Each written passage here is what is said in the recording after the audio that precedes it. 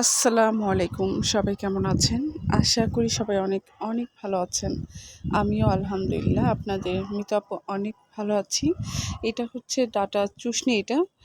এটা আমাদের জামালপুরে পাওয়া যায় এটা। কোথাও অন্যান্য জেলায় পাওয়া যায় কিনা এটা আমি জানি না। তো আমি আজকে রান্না করব আলু, কাঁঠালের আঁটি, শুটকি দিয়ে এটা রান্না করব। এটা আপনাদের ভাইয়া অনেক পছন্দ করে এটা।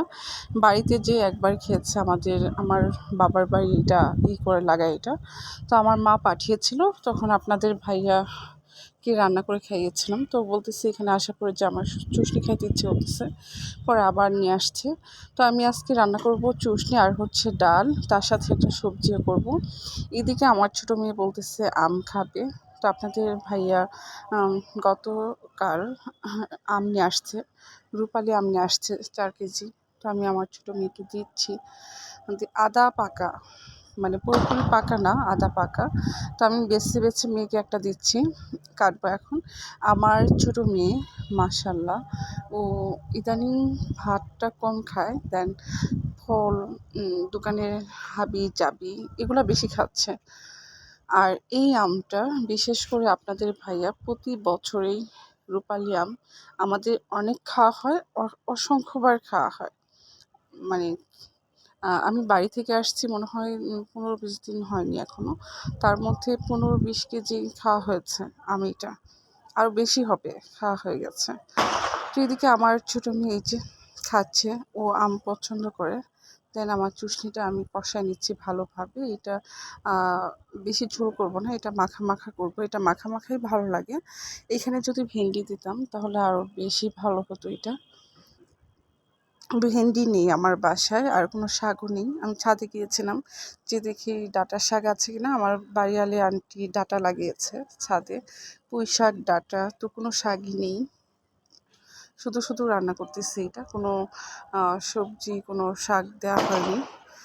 তো এই যে আমি পানি দিয়েছি, পানিটা মনে হয় বেশি হয়ে গেছে, আরও একটু কম দেওয়ার দরকার ছিল। এটা এখন মাখা মাখা হবে। এদিকে আমি ডাল বাগার দিব, তার জন্য রসুন আমি এটাতে থেঁতো করে নিচ্ছি ইয়েতে। আমার রসুন কেটে মানে কেটে দেওয়ার চাইতে এইভাবে থেঁতো করে দিলে আমার কাছে ভালো লাগে, মানে রসটা পাওয়া যায়। কেটে দিলে তো রসটা যায় না, হ্যাঁ। আর আমি বাগারে শুকনো মরিচ অবশ্যই শুকনো মরিচ দিই। শুকনো মরিচ ছাড়া আমার বাগার দিতে একদমই ভালো লাগে না। শুকনো মরিচের যে একটা মানে ঝাঁজ আর একটা সুন্দর একটা আসে, আমার কাছে অসাধারণ লাগে। আমি যখনই ডাল নিই না কেন, ডালের সাথে এই মরিচটা আমি নিব, শুকনো মরিচ যেটা আমি বাগারে দিই, এই মরিচটা আমি নিয়ে খাই। আমার কাছে অসম্ভব ভালো লাগে। এইদিকে আমি আমার ঘর ঝাড়ু দিয়েছি, আরও অনেক কাজ করেছি। বিছানা ঝাড়ু দিয়েছি, ঘর ঝাড়ু দিয়েছি, আমার বড় মেয়েকে গোসল করিয়ে দিয়েছি। ওকে দিয়ে আমি রান্না করতেছি। তো এখানে হচ্ছে আমার মাছ, 2টা মাছ ছিল। মাছ নাই, আমার ফ্রিজে মাছ শেষ হয়ে গেছে, মাছ নিয়ে আসতে হবে আবার। মাসের শেষের দিকে সব কিছুই শেষ হয়ে গেছে। মাংস আছে, মুরগির মাংস আছে, অনেক মাংস আছে। মাছ 2টা পিস ছিল, এই 2টাই আমি ভেজে নিচ্ছি। দেন এখন আমি সব কিছু পরিষ্কার করে নিচ্ছি রান্নাঘর।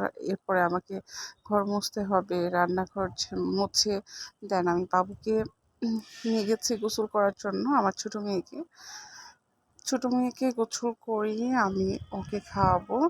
ও মাশাআল্লাহ, আমরা যেটা খাই ওকে ওইটাই খাওয়াই, ওর জন্য আলাদা কোনো কিছু করতে হয় না।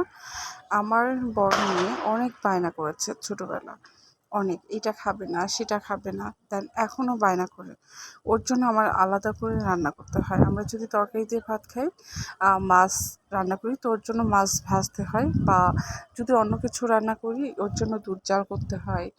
আবার যদি মুরগি মাংস রান্না করি তো মুরগির মাংস কোনো ঝোল রাখা যাবে না, একদম মাখা মাখা, মানে কালার ভুনা মতো করতে হবে, কালা ভুনা মতো করতে হবে। এরকম এরকম হলে ও ভাত খাবে, এছাড়া ভাত খাবে না, ওই তরকারি দিয়ে ভাত ধরবেই না, মানে এরকম হয়েছে। আর আমার ছোটো মেয়ে মাশাআল্লাহ, ও সব কিছুই খায় আলহামদুলিল্লাহ।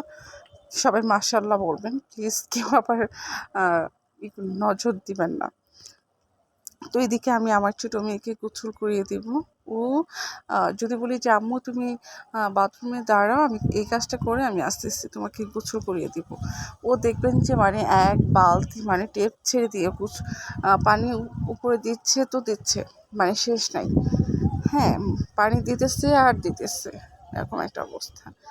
তো এই যে গোসল করানো শেষ, আর আমি আমার মেয়েকে যে ক্রিমগুলো ইউজ করে, এটা হচ্ছে just for baby cream, just for baby lotion, সাবান, আমি সব কিছু এইটা দিই। আমার কাছে খুব ভালো লাগে, আর এটা এমনিতেও ভালো, ভালো কোম্পানি, এটা ভালো ব্র্যান্ডের এটা।